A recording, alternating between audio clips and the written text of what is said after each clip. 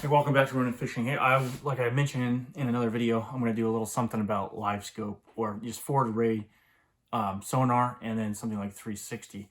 So, having fished with live sight and now Livescope, a little bit of experience with 360, I can tell you, it is a game changer because they float that terminology out there a lot, but at the same time, maybe not for the same reasons. Now, each one has its own little play. I think that Livescope and an active target, now I won't even use live sight anymore because that is kind of antiquated at the moment. But active target and Livescope are pretty much, I want to put them in the same boat. But actually, like I said previously, I gave up on active target because of just supply issues, so I went Livescope. And then I would like to get a 360, a Mega 360. I mean, there's definitely uses for it, and it's gonna overlap when I get into that part of Livescope. But everybody says it's a game changer. It is if you use it right, and it isn't if you don't use it right, which I see a lot of people doing that. If you look at any of these tournament winning guys that happen to be using it to win the tournaments, what they don't talk about is the 100 boats or 150 boats that have something like that didn't win, or the bottom third of the guys that do in that field, because everybody pretty much has it. I was on that Lake Havasu Open and Arizona Open, and there was only a handful of guys that didn't have it. There were still some guys that didn't, but at any rate, probably 75% of the field had either a Livescope, active target, or if you guys were able to get them, or the 360, if not both. Some people had probably a good 15-20% had both things on there, which is pretty extraordinary when you think the cost and plus the units, because nobody there, I was probably the only guy running like a 7-inch units. But let's go further with that. So you don't hear that. So what is it? Well, it's how you use it, I'll argue. And one of the ways that I use it, everybody talks about you could see the fish. Yeah, you can, and there is a time and a place where that is definitely pivotal.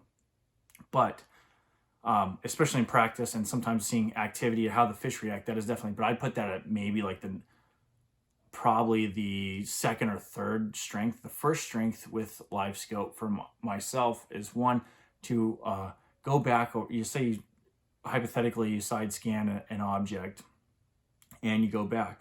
It's the ability to stay off the cover and make a cast, which 360 does. That's why I said they kind of overlap. The ability to make a cast over without going over that piece of structure or cover, and be able to present the bait strategically to that cover and structure, whereas in the past you're just kind of triangulating and you end up going over it and dropping. You're doing all kinds of weird things that are possibly hindering you in catching a fish. The second thing that I really like about Livescope, and I even put it over, possibly crosses into that fish reaction or how fish are there. I put is where your lure is actually running. Now I was able to it really tells you like the difference in line diameter and like especially crankbaits, or where your lure is actually being placed. You can see it in there, drifting or dropping into a certain area, so you can really fine tune your presentation.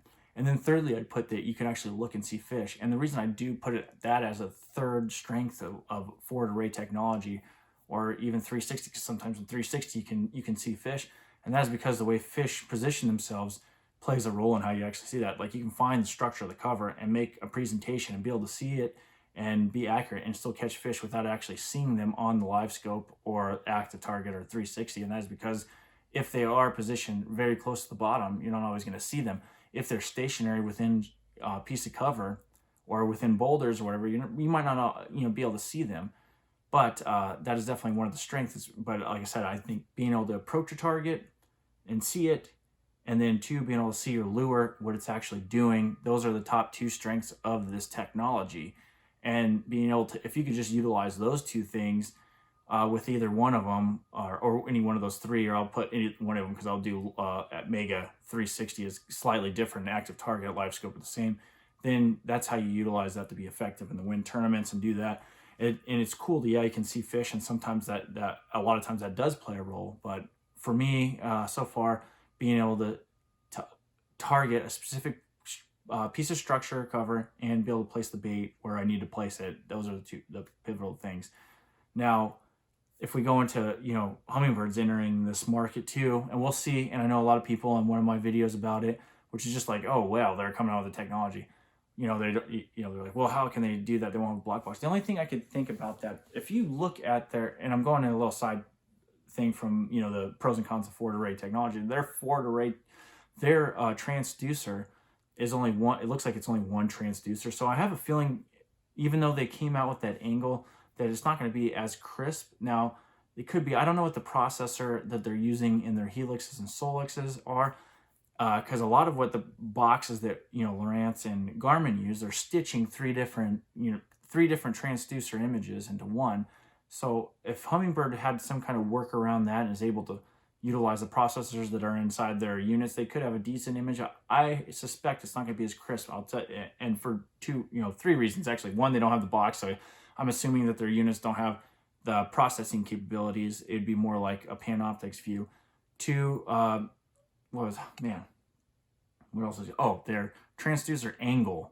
So one, or we go two, that they only have, it looks like it's only one transducer crystal, or one transducer in there. It could be multiple crystals, but one transducer in there. Now, granted, they're going to go to 1.2 megahertz, it looks like. But right now you're running up to 1.1 in active target and Garmin. Anyway, thirdly, I think that their angle is wider than all three of them. We're looking at, I think it's like 24.5. So that going almost, halfway to Livescope, and that's one of the key reasons you didn't get a very good view on Livescope, was that and the processing. So I think they might be coming up against a little bit of resistance there, and their technology in that regard probably is going to be behind Lowrance's and Garmin's, but then they compensate with the 360. So if you're just like, all right, I don't want to add all this other crud to it, I'm just going to go with it and I'll utilize that technology, even if it is, a step down. I did the same thing with Lowrance. But anyway, those are my top three reasons, and that's the pros with it. Now the cons. Okay, now I probably should edit this and put this a little bit further, because if you're still watching this, I mean, more kudos to you, but a lot of people aren't going to make it this far. But some of the cons are, what is the cons of this technology, the forward? Well, I'd say the technology itself doesn't really have cons besides the fact that it drains battery, which, okay, yeah. But the con is it goes into the fisherman's head. I see a lot of fishermen that use it. They're not observing what's around them. Their head is stuck on the fish finder. That's the second one. The third, and probably goes along with the second one, is that you spend way too much time on certain fish. Or I'd say the fourth one is you actually pass up fish. You think you're finding fish, but sometimes you're passing up fish that might be, holding close to the structure. But I think thirdly, the thirdly thing is that you end up sticking, just like you do on a bedfish, you spend way too much time on inactive, non-feeding fish. But regardless, just when you look at the tournament, I'm going to wrap this up. So when you look at the tournament statistics, the guy that won it, yeah, he uses this technology. Most people have it though. So you look at those things, look at down the list there, chances are the guy that finished in the bottom third, there's a number of guys that have the technology, and they either didn't utilize it correctly or they didn't make the same decision. So the sport is still there. It's just, another tool in the toolbox, and whether anglers use it or not correctly or choose to use it, that's what's going to be the determiner whether it plays a role.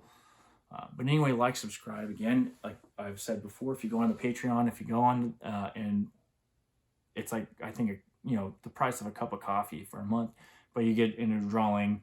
And if I get enough people, I think if I get 100 people, I'm going to do the drawing in July.